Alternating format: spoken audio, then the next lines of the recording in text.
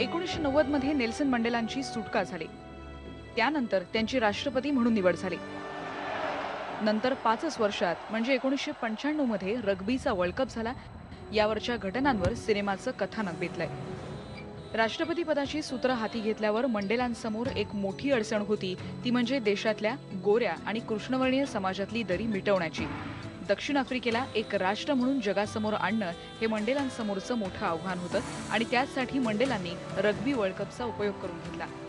या सिनेमात रग्बी संघाचा कॅप्टन फ्रान्झवा पिनार आणि मंडेला ही 2च मुख्य पात्र आहेत. पिनारला मंडेलांविषयी काहीही माहीत नसतं, त्यानं निवडणुकीत मतदानही केलेलं नसतं. एका स्पर्धेच्या आधी ओझरती भेट आणि नंतर राष्ट्रपतींच्या दालनात चहासाठी निमंत्रण, अशी हळूहळू त्याची मंडेलांशी ओळख होत जाते. But you didn't come all this way to hear an old man talk about things that make no sense. No, please, Mr. President. It makes complete sense to me. पिनारचं कॅरेक्टर आणि त्याचे सीन पाहिल्यावर दिग्दर्शक क्लिंटला दाद द्यावीशी वाटते. In the bus on the way to the stadium.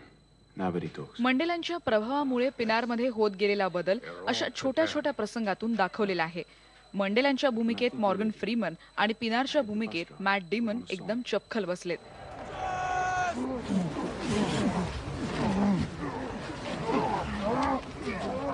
मंडेलांनी रग्बीसाठी जशी गोरे आणि कृष्णवर्णीय खेळाडूंची मोठ बांधून घेतली, तसंच सर्वसामान्य जनतेच्या मनात हा खेळ खेळताना संघभावना कशी तयार होईल यासाठीही युक्त्या वापरल्या.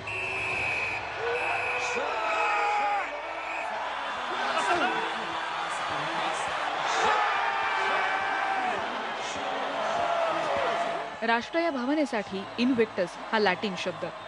इनव्हिक्टसचा अर्थ अपराजित. When things got very bad, I found inspiration in a poem. A poem? A Victorian poem. William Henley या ब्रिटिश कवीनं याच नावाची कविता 1888 मध्ये लिहिली होती.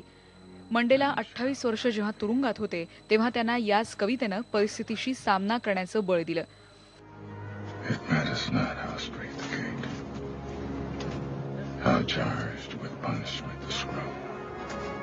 I am the master of my fate. I am the captain of my soul. सिनेमात पिनारचा एक संवाद आहे. तुरुंगाच्या एका छोट्याशा खोलीत तुम्ही 20 वर्ष कशी काढलीत आणि बाहेर पडल्यावर ज्यांनी तुम्हाला तुरुंगात डांबलं त्यांना माफ करायला तुम्ही तयार होतात, याचा मी विचार करत होतो. Forgiveness liberates the soul. It removes fear. That is why it is such a powerful weapon.